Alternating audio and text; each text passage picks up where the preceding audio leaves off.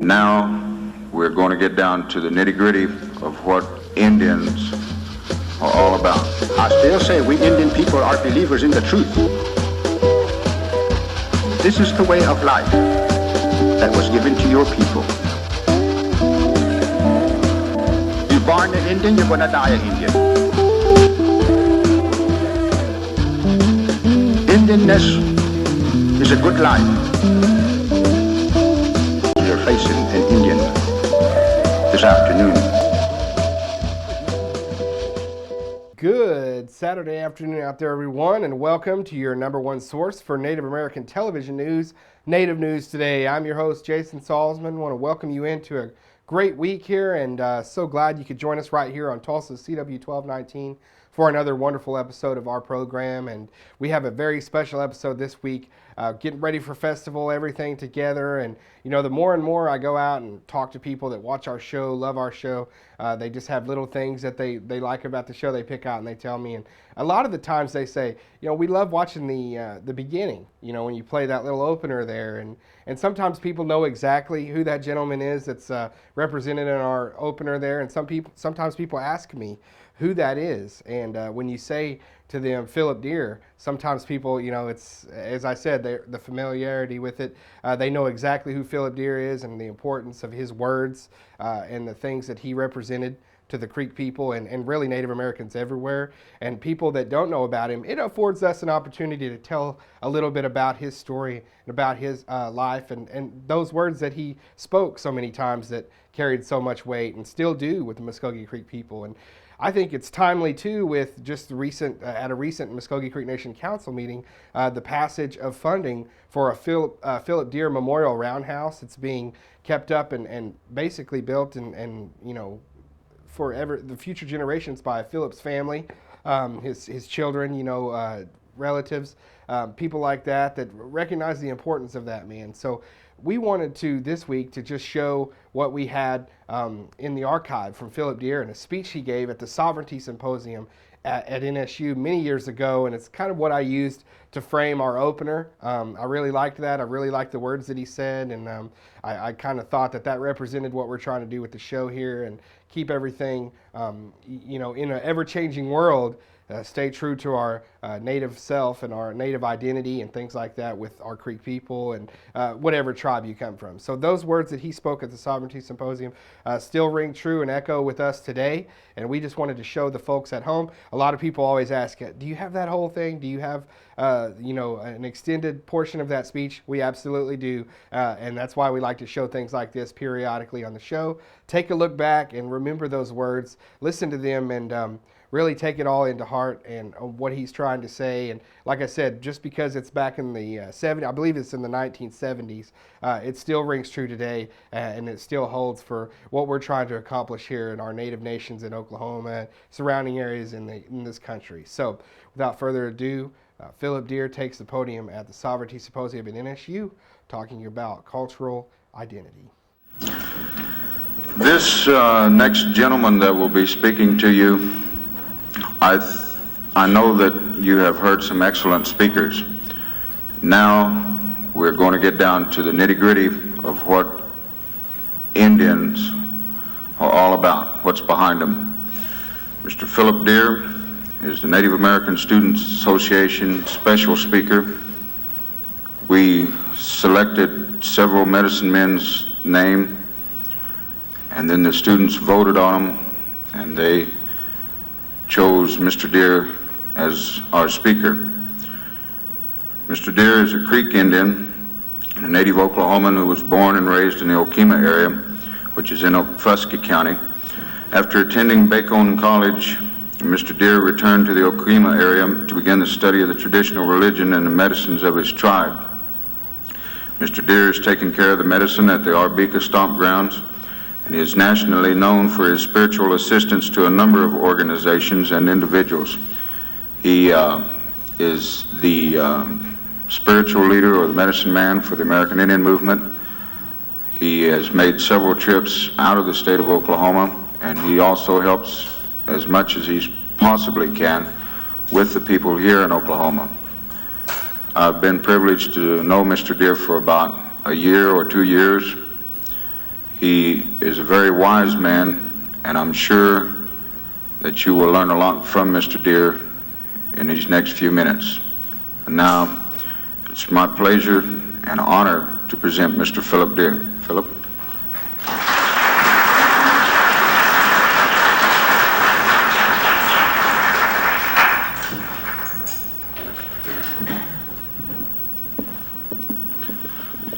As I have been introduced already, I don't want to go in too much about myself.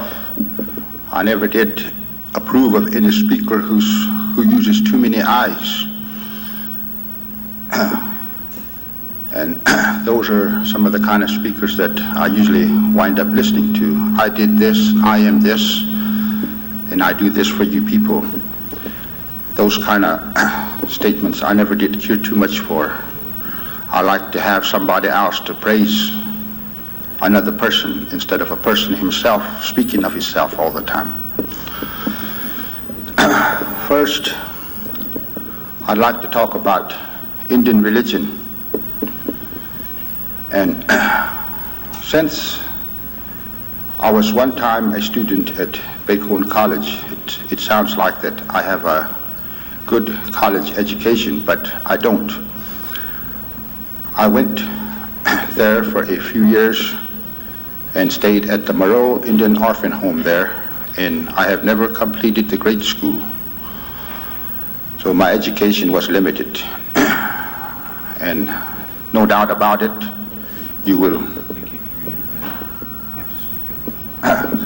there's no doubt about it that there will be some mistakes. According to how you have been educated, you will cite some mistakes in my speeches. But you're going to have to overlook that because you're facing an Indian this afternoon. I am a full-blood member of the Muskogee Creek tribe. I grew up speaking my language first, then I began to learn the borrowed language. In my native language, I am pretty sure that I do not make too many mistakes in my language, but in English, I often make mistakes. But I want you to overlook them, and at the end of my speech, if there is any questions that you may want to ask, you will be free to do that. But I'm going to take you back to the dawn of creation, according to the way my ancestors told me.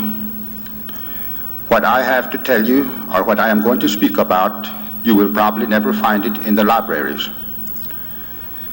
The most educated person in the United States does not have this history. The history of my people were preserved in the medicine man. When we speak of a medicine man, most people think of somebody that's always picking up herbs, recommending medicine, but there is more to it in my tribe. For other tribes, I cannot speak too much for other tribes because I do not understand some of their customs, some of their ways of making medicine. But in my Creek tribe, I understand that.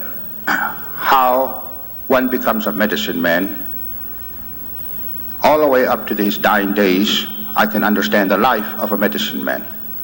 I am more familiar with my tribe, so that's what I am going to bring out to you. The word Muskogee is our original names and not the Creeks. The word Creek was never used until later years, probably somewhere in 1800s. But prior to that, we were called Muskogee. And from the very beginning of times, our name Muskogee was a longer word. Muskogee is only a short word for our tribe. Our tribe's name was Masi-Aksokche, which means those who possesses herbs.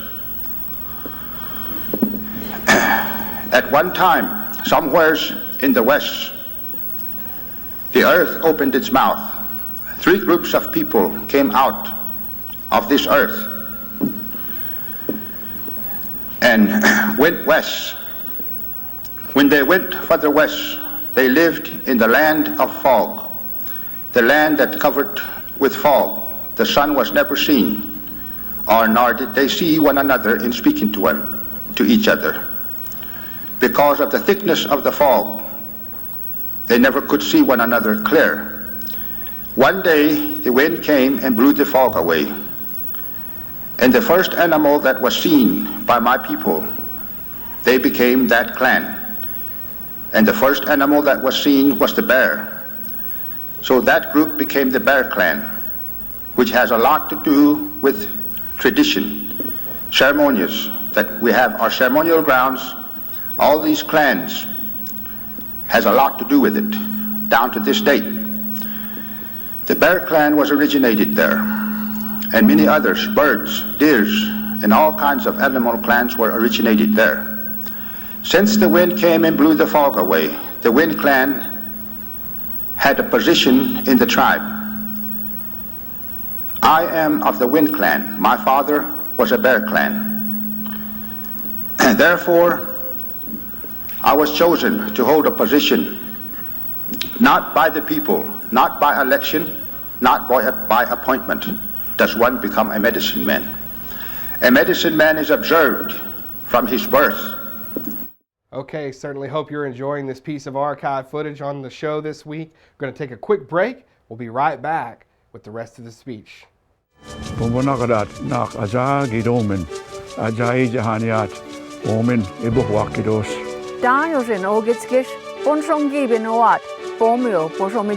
Momesh Harishongigo Imongin Hobidagi Ani Omaga Pomaha Hoye Imongin Oma Bonchomegigosh.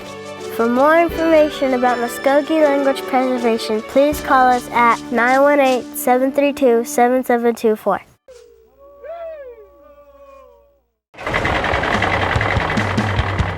The Muskogee Creek Nation and the Tulsa RV Ranch present Outlaw Super Nationals Tractor Pull. Friday, May 30th and Saturday, May 31st, starting at 8 p.m.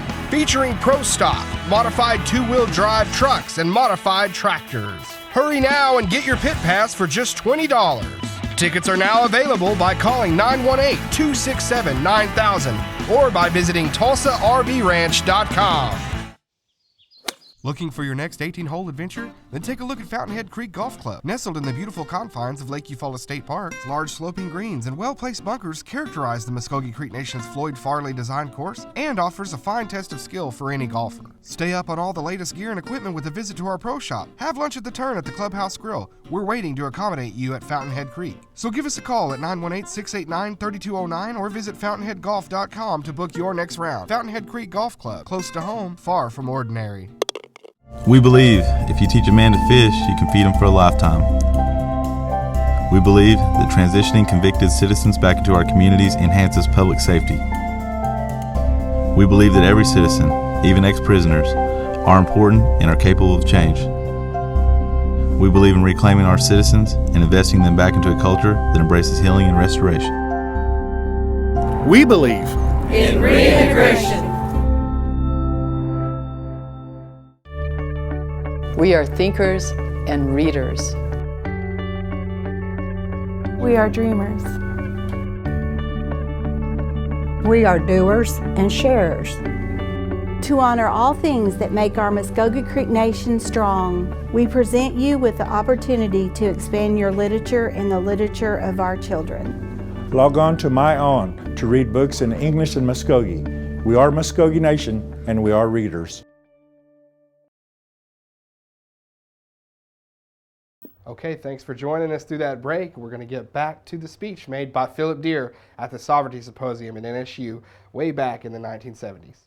No matter what the world says, it doesn't bother you. No matter what's going on in the next town, no matter what's going on over here, your belief in the creation will always carry you through. A lot of things happen in this Indian country that we never stop to think about. Being related to nature, you understand nature.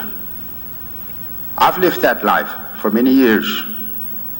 Ever since I was born, I went to my ceremonial grounds before I ever attended any Christian church. I used Indian medicine before I ever used a white man's medicine. There was a time when an Indian could be a citizen and be an Indian at the same time. There was a time when an Indian could be a Christian and still yet be an Indian. But the two roads are beginning to divide today. I see that. It was said from the early times, even the Six Nations, the Iroquois nations, same thing goes for our people, that no one can ride two canoes. They have to ride in one canoe. When the two-row wampum belt was introduced and shown to William Penn, the wampum belt meant the two rows, one row for your people and one row for my people, because no one can walk on both paths. This was approved, this was agreed. This was agreed in the Interior Department. And this has been talked about and mentioned for many, many years. And for that very purpose, treaties were made with individual tribes. More than 370 some odd treaties were made with the Indian people because the two cultures could not go together. The treaties gave them sovereignty rights. They gave them their freedom to have their own government, to practice their own religion, to continue with their own culture. Any way the Indian wanted to live under these treaties, he were permitted to live that life. Because, like from the very beginning, the two cultures could not be combined. It was clearly stated that no one rides two canoes because the river is getting broader and broader. And if anyone thinks that he can ride two canoes, let him try it and go down the river. He cannot do it. And that's why I sometimes say that time has come that Indian people has to make their own decisions. Who are you? How much Indian are you? Supposing one said that we're going to terminate the Indian, then how do we go about proving that we are Indians? Are we Indians? How much Indians? You speak your language? Perhaps not. Do you attend your ceremonial grounds? No. What do you do as an Indian? How do you go about proving that you're an Indian? To most of us, we'd probably go to the BIA to get our record and get our roll number. That number was given to us by the government. I want you people to remember that. That was not, the government is not the creator. Your Indianness comes from the creator. So if all these questions was brought out, that would probably knock a lot of our people out. Perhaps I'm just an Indian just because I'm entitled to go to a hospital. Maybe I'm just an Indian because per capita payment is coming around. Just how much Indian are we? That's what I think about our people sometimes. And I talk this to a lot of young people. Pick up everything you can that's Indian. Don't never make joke of it. Don't never make fun of it. It's going to come in handy. Even your language, even you're just going to pick up one word, pick it up, it's yours. The Creator made you that way. No one has the authority to take the Indianness away from you. Today, under the law, the government can jerk out a card and say that you're not an Indian any longer. But I'll fight the government for that because he doesn't have that power. If he has the power to make the meadowlark out of a robin, all right. If he can make an elephant out of a zebra, all right. But he's not going to do it. He doesn't have that much power. And that little card doesn't mean a thing to me. My Indianness is in here. He can terminate the government service to you. He can terminate the money. He can terminate you from going into this hospital, going to the BIA, but he cannot terminate you as an Indian. You're born an Indian, you're going to die an Indian. These are some of the things that I teach my Indian people. And that's why I say, it's good that Indian people stand up as proud people. I know the treatments that they have been through all these years. Some of us can't help what we are. Some of us can't help it because we cannot speak our language. But let's not forget we're Indians. The first religion that was given to us, there's nothing wrong with it. No one can tell us that it's wrong, because no one has that power to tell us that. Our ancestors told us that this is the way of life that was given to your people, your tribe. This is the life that was given to you. And it's up to you and I to decide who we are going to listen to. Who tells us that our religion is wrong? Who has the right to tell us that you got to act like we? That's how come many times I say it's hard for me to jump in that bandwagon, the dominating society's bandwagon. It's hard for me to jump in there, because first thing I want to know, where's the dominating society going to? If they get in my wagon, I'll tell them where I'm going. I see future for my people. That's why I'm talking about future life, satisfaction in life. Nothing can take the place of it. Our value systems are different. The Indian people never reached out for money that much. But for the need of that money, our lands have been ripped off. We have to cheat somebody in order to reach out there for that money. This is not Indian.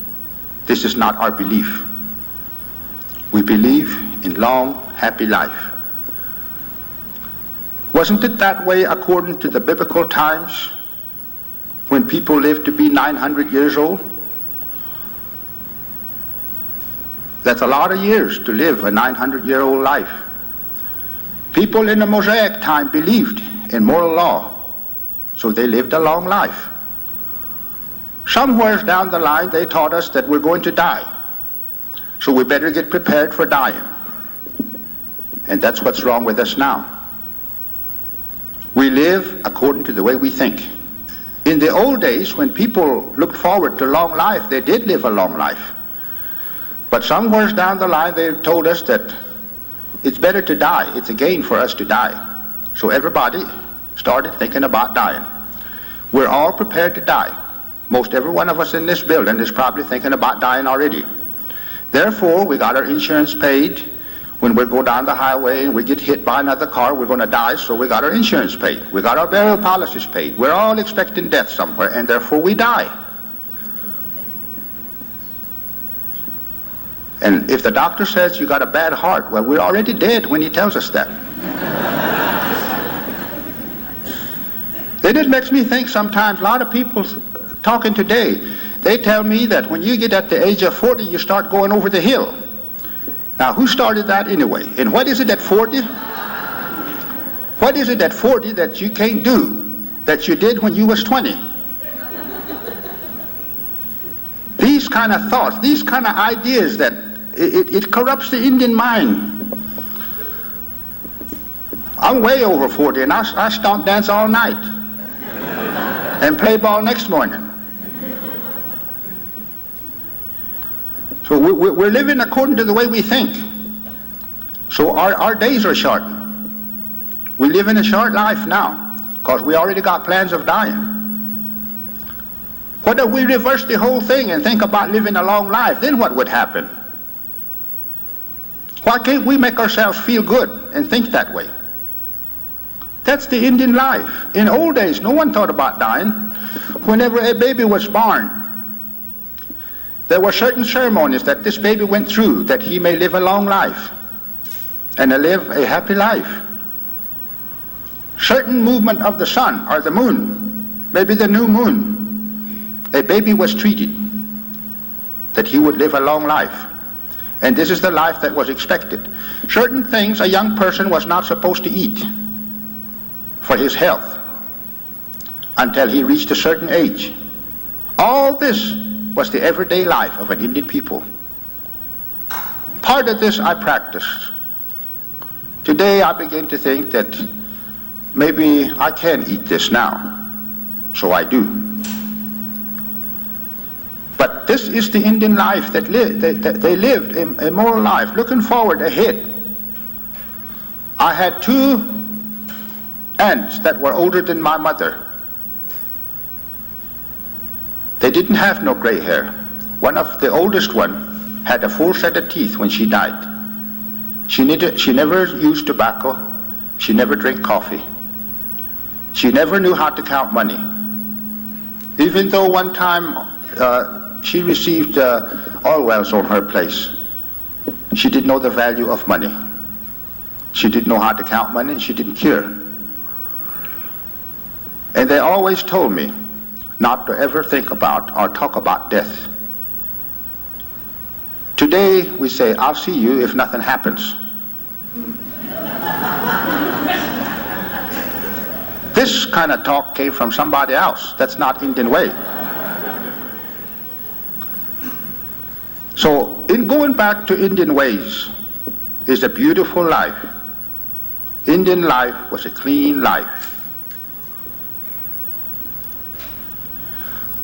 If you have any questions concerning Indian life, That will wrap up another episode of Native News today. Certainly hope that you enjoyed us kind of taking a break from our regular routine and showing that video. There's just so many people out there that ask us about it and want to see it, and just really love seeing that old video of Phillip Deere and hearing his words about cultural identity. And so I think that it's a great opportunity for us to share that and really get our batteries charged up for festival season coming up. We got so many things, exciting things on the horizon in Native News Today. We'll be doing some preview shows coming up, talking with some people about the festival entertainments, some of the coordinators of all the great events at that festival. So you definitely don't want to miss us here in the next few weeks on Native News Today. Got some great things coming up. Well, we want to thank everybody that catches us right here on Tulsa CW 1219. But if you can't catch us here, you can always watch our YouTube channel. We're online now there on youtube.com. You can go to MCN Communications, Muskogee Media, Native News Today, any of these type of things. Keyword searches can take you to our page, and you'll be able to access all of our videos, our PSAs, everything that we produce here at Muskogee Media right there at your fingertips. So it's a great thing for our folks and our citizens and everybody out there that loves our show, watches our product, and so we love providing that to you. Our Facebook page, go on our Facebook page, facebook.com/Native News CW19. You can go to our Twitter handle @Native News Guys. All of those things can get you backstage access, behind the scenes look here at how we operate, and we certainly hope that you enjoyed this week. As I said, a lot of great things coming up, so definitely want to stay with us here each and every Saturday at 1 p.m. For all the people here that make it a great product. Want to thank them, thank the crew for hustling this week, and you guys have a great 7 days. We'll see you next Saturday.